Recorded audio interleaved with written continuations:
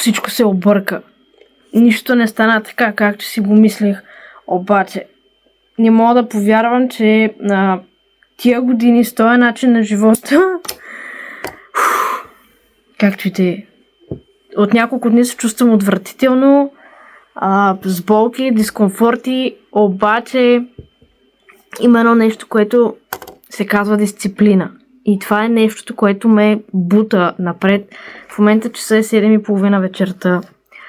Аз съм седнала на лаптопа и работя, въпреки че здравословно не съм окей. И да, треньор съм и да, всичко, което... Да, така. Но има дни, в които нищо не се получава както искаме. И това нещо, наречено дисциплина, е единственото, което може да те накара да направиш това, което не ти се прави точно в този момент, защото сега искам да отида на дивана и да си легна. И 90% от хората го правят. Обаче затова се различаваме от всички останали, защото въпреки, че всичко ти казва направи го, ние не го правим. Много искам да работя върху проект, който от години мечтая за него. Единият проект вече е факт. Имам написан собствен наръчник. Хора, написах си наръчник и в момента почти е готов от печатница. Сигурно по 3 до други ден ще го държа в ръцете си. Адски много се вълнувам. Така, другото, което подготвяме в момента с моята партньорка, са рецепти. Традиционни български рецепти. Сега, понеже ще затворя неща, които не искам да виждате, то всъщност и това не е окей да се вижда, ама що па не. Лесни бюджетни рецепти за сваляне на килограми. Всичко това, което говоря по цял ден в консултациите, което правя, ще бъде... ще се опитаме да го направим. Ето малка част от... вече много ще е яко. Сега децата са при баба ми и вечерят. Принцеси с яйце и сирене. И в момента съм седнала да пиша рецептите, да правя дизайна. Работим с една много яка мацка с сивето, която не знам Господ как ни я прати. С много як пич, който печати краси. Бога ми, средата е нещото, което може да ви накара както да литнете, така и да се гръмнете. Просто защото средата са хората, които без хора сме за никъде. В момента подготвям дизайна за рецептите.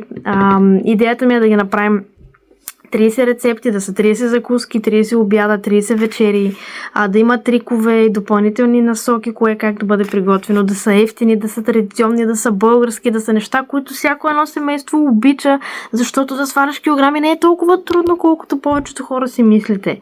И знам, това, което ви трябва е система, метод, начин, по който вие да следвате. И именно моята система работи безотказно само с 15 минути на ден. И не е нужно вие да се отделяте от цялото семейство, да сте волк и динак на масата и докато другите примерно се ядат пиле рис, ти да боцкаш марулята и мръвката, защото виждаш ли ти си на диета. Адски много вярвам, че това е пътя към здравословното сваляне на килограми и супер много съм вдъхновена масово жените, заетите жени, които имат семейство и работа и перат, чистат, готват, имат цикъл, болят ги главите и не могат да се занимават с поредните изключителни тренировки във фитнеса. Не ме разбирате погрешно. В наръчника има и упражнения и неща, които буквално ще е всичко необходимо, което ви трябва. Мечтая да го направя това. Нямах никакво намерение да снимам в момента за YouTube, обаче пък искам да го развием този канал някак. Искам да ви показвам нещата такива, каквито са, да ви показвам така, каквато съм. В момента съм с анцух, с къси панталони. На масата е лудница. Поне си измих чиниите. Имам половин час, докато децата дойдат. И направих дизайна.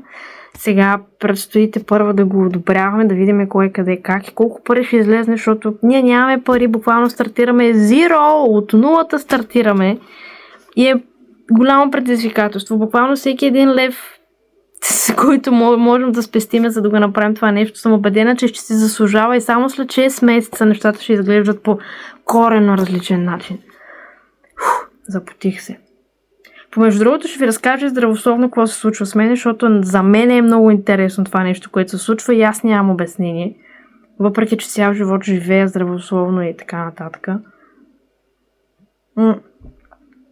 Никой не е застрахован, така че едно напомнение от мен. Грижете се за здравето си, защото това е единственото нещо, което ще носите от началото на вашия живот до края.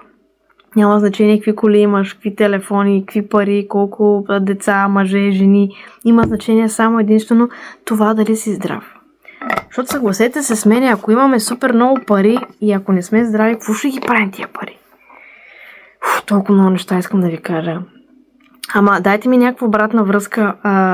Би ли ви било полезно такъв тип рецепти, защото аз не съм готвач, но пък моята партньорка много добре готви, много простичко готви. Това е, знаете ли, Мария прави рецепти като на баба рецептите, обаче нискокалорични и адски вкусни, бе, хора.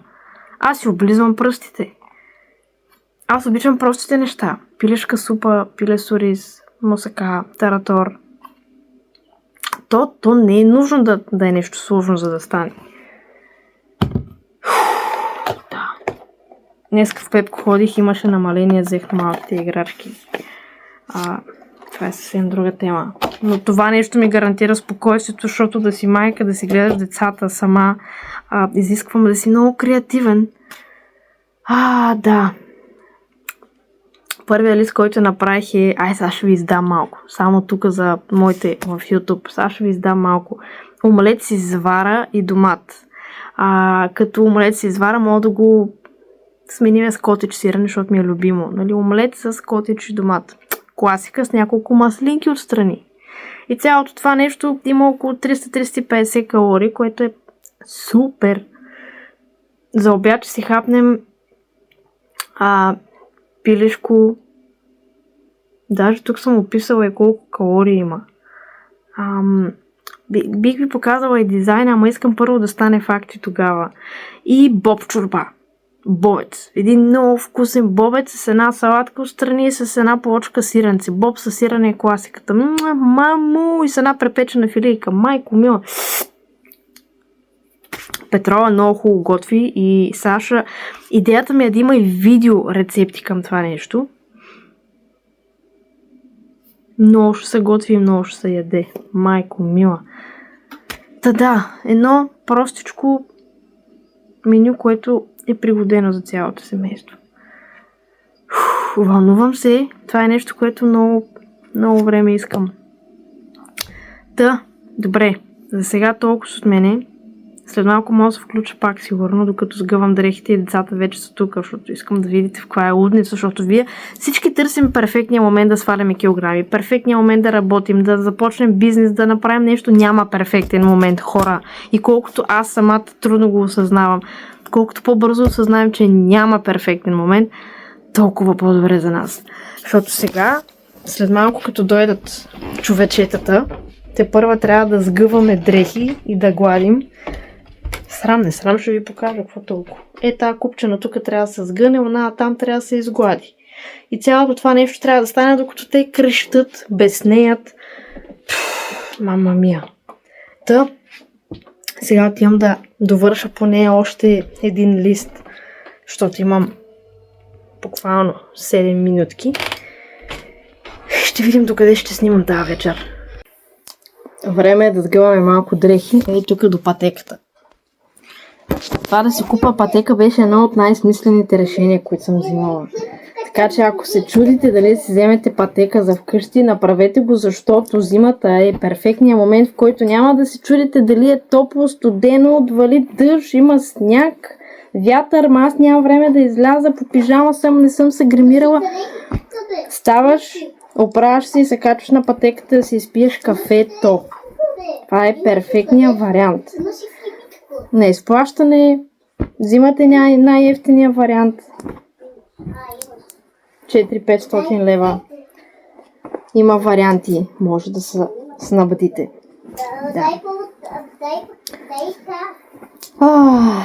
Нашата лудница продължава. Ела да се покажа с мама.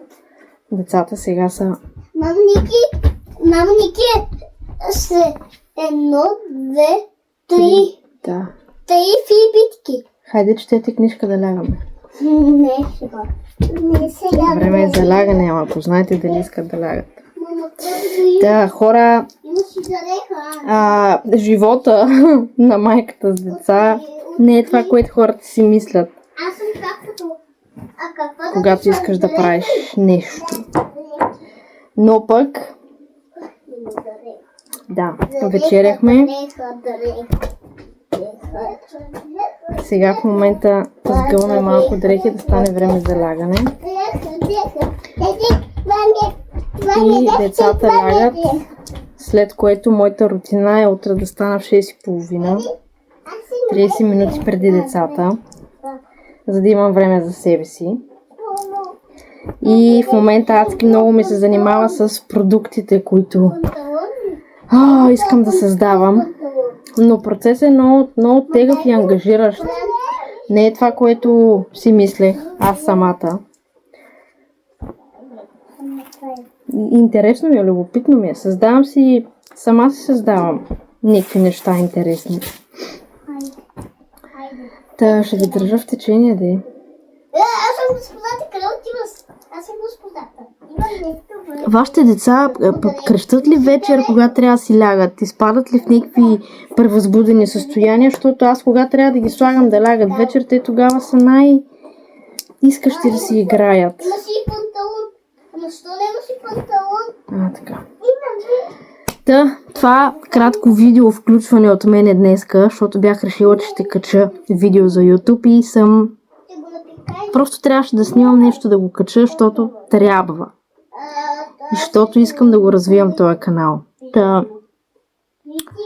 Да, много скоро ще започна да снимам интересни за вас теми относно свалянето на килограмите, храненето, движението, как да работиш от къщи, защото много интересни неща през последните 2 години се случиха и моята цел и мисия е да бъда полезна на максимално много хора, които искат да правят подобни неща. Ако мога да ви спестя някакви грешки, е добре да си. Мамо, Ники, откъде ще намери ония дрехи? Ти с какво си облечен, бе, майко? С пижама.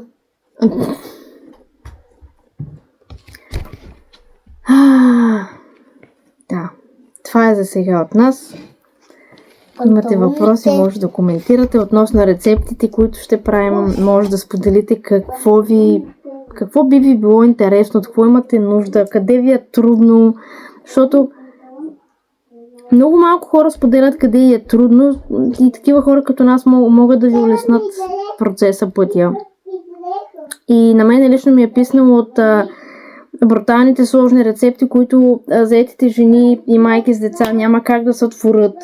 Защото сега в днешно време имаме airfryer, има фурна, има мултикукър, буквално слагаш всичко и за 15-20 минути е готово. Нали, живееме в живот, в който всичко се случва адски бързо. Дори да успееш в бизнеса, вече можеш да го направиш адски бързо в рамките на няколко месеца, защото ако трябва да сравна преди 20-30 години какво е било, трудничко е. Било. Поне така пишат и поне така казват.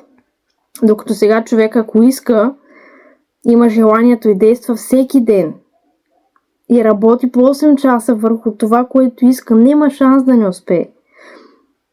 Айде поуката от днешното видео да бъде просто да не се отказвате и да бъдете дисциплинирани към себе си. Не към шефа, не към децата, не към мъжа, не към вас самите. И като си кажете нещо и си дадете обещания на вас, си го изпълнете към вас. Защото човека, към който много рядко се обръщаме и на много рядко служим, това е нас самите. Замислете се кога последно направим нещо, което на теб ти харесва и ти си искал да го направиш. Айде.